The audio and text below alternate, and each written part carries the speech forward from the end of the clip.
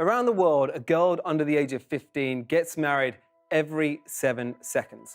The highest rates of child marriage are found in Africa, but you might not know that child marriage is legal and tolerated in 49 American states. Not only that, the parents in the US can force their underage, pregnant daughter to get married, even if she's been raped. So what's the deal with child marriage in the US? This is So What, our look at stories from around the world. Some have been big news, others you might have missed, but all deserve your attention. So like and subscribe and leave a comment if you have suggestions for a story you want to learn more about. Today, we're talking about child marriage in America. It's taken until 2018 for the first US state to ban child marriage.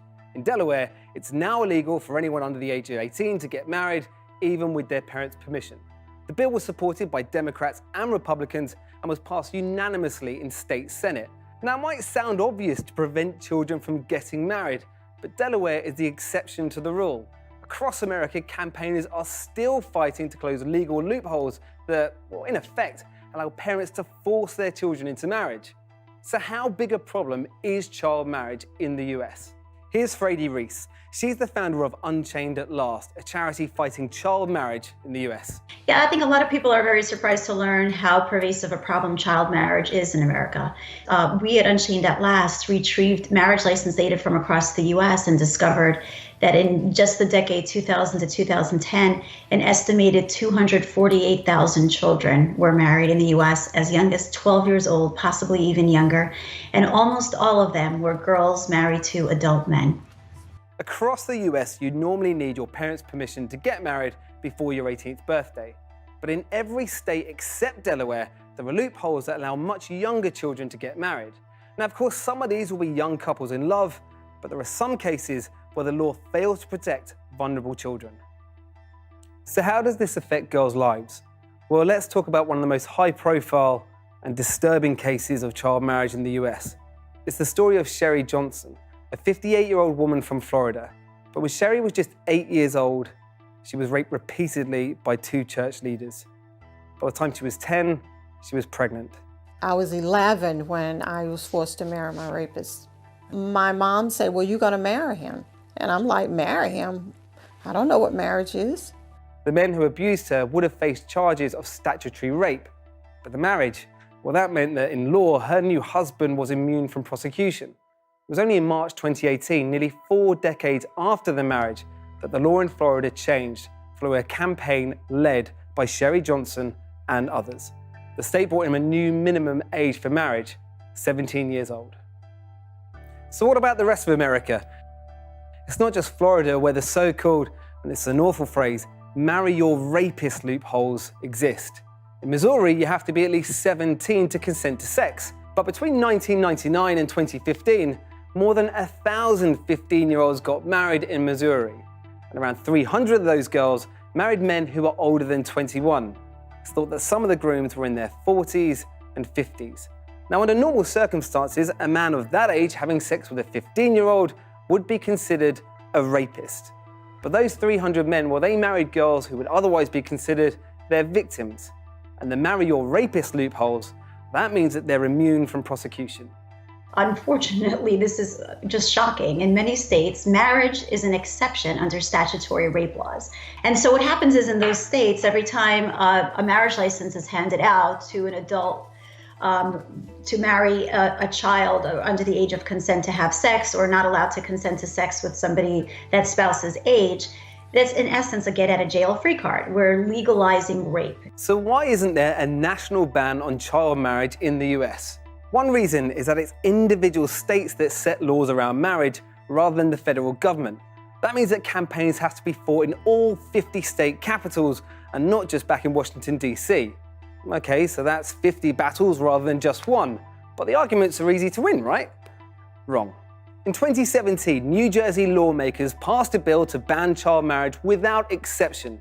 But the state's Republican governor, Chris Christie, well, he refused to sign it into law.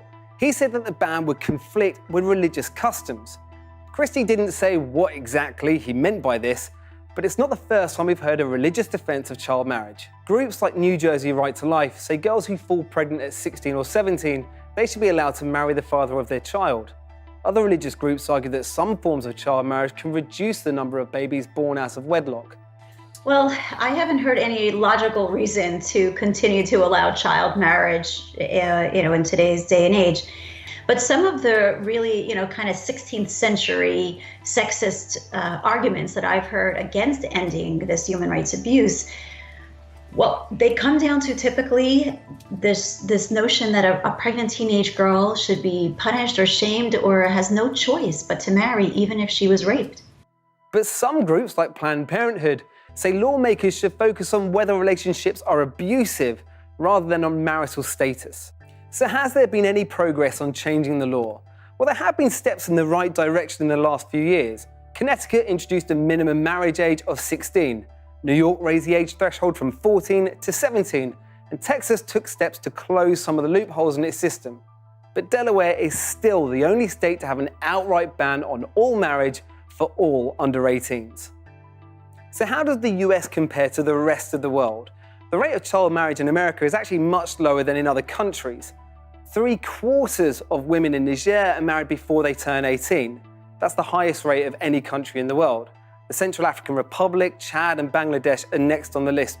Worldwide, 650 million women alive today were married as children. That's about 1 in 5 girls. And the US isn't the only country to have the controversial marry or rapist laws. 17 countries still allow men who have sex with an underage girl to avoid punishment by marrying their victim. Included in that list are Russia, Serbia, Thailand, and Greece. Despite its own problems, the US sponsors efforts to reduce child marriage around the world. Here's what President Obama had to say about child marriage in Kenya. There's no place in civilized society for the early or forced marriage of children. These traditions may date back centuries. They have no place in the 21st century. We in the United States, when we set our foreign policy, the U.S. State Department made very clear that marriage before 18 is a human rights abuse. And in establishing foreign policy, also identified ending child marriage abroad as a key strategy for empowering adolescent girls around the world.